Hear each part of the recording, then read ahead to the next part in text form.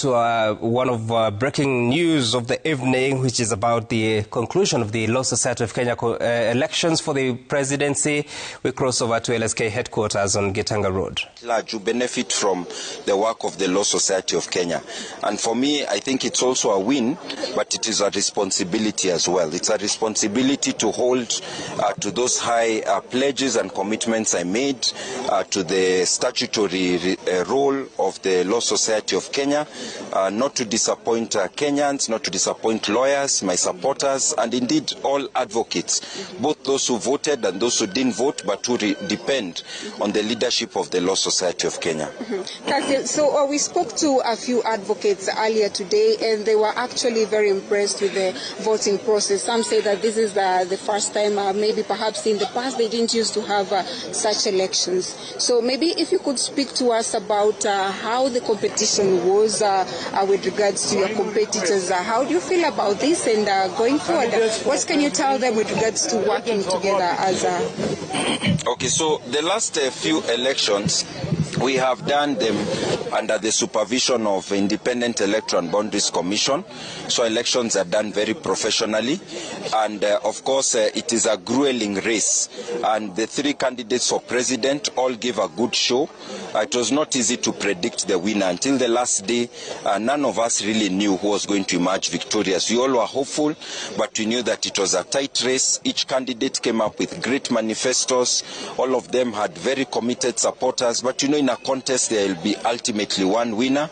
But that one winner has to embrace all the others so that we all become winners. So it was really a challenging contest, but it was a great contest because democracy is good for the people of Kenya and for the legal profession. When we have internal democracy, we can then champion and demand external democracy that reaches the standard of the Law Society of Kenya as well. Okay, and as we look ahead, just to highlight some of the issues that lawyers and especially female lawyers, and this is something that has been reiterated by the outgoing president, with regards to sexual harassment and perhaps interference by the executive.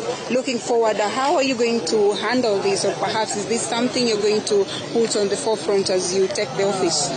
Kenyans have been very happy with the work of the Law Society of Kenya in the last few years, championing human rights, democracy, good governance and rule of law. During the Gen Z protests, LSK came out to champion the interests of Kenyans. I've been saying that is good. LSK needs to continue to do that. But we cannot have the strength to champion human rights, good governance for other Kenyans when we are not able to champion it for ourselves in our workplaces. So when I take the leadership, one of the things I'm going to do is to put a very strong focus on ensuring that as we champion that, what I call external democracy, we're also championing internal democracy and good governance, that our workplaces stop being toxic environments. I'm not saying they all are, but some of them may be. And we need to empower the senior bar and the mid bar so that they can govern and manage their professional spaces better.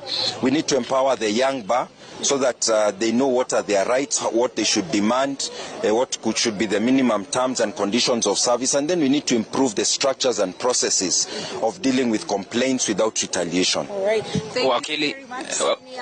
Wakili, congratulations, Wakili, from me, Ben Kirui. We are at a critical juncture as a country heading into general election of 2027. We have already seen the rising political temperatures. How ready are you? We are not ready as a country. Neither the institutional arrangements are ready, neither the national government, executive, legislature, judiciary are ready. Even the Law Society of Kenya is not ready. The elections is next year, just over 1 year away. So we need to work very hard to all be ready. And the Law Society of Kenya is going to champion the readiness of all the actors and players. Many of them include our members, lawyers who lead organizations like IBC, lawyers who are in the Office of the Attorney General, who are in cabinet, who are in parliament. So we are going to champion because many of them are our members, and we are going to tell them that these elections are too important for us to to botch the job. Of course, there are some things that we have delayed because of the hiatus in having commissioners in IBC, like the boundary delimitation exercise.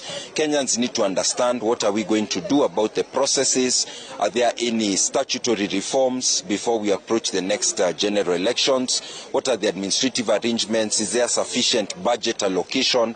So there's a lot to be done, and LSK members are keen on ensuring that Law Society of Kenya and the legal profession plays the role it should, because we are champions for the rule of law in the society. Asante sana wakili, all the best. Thanks.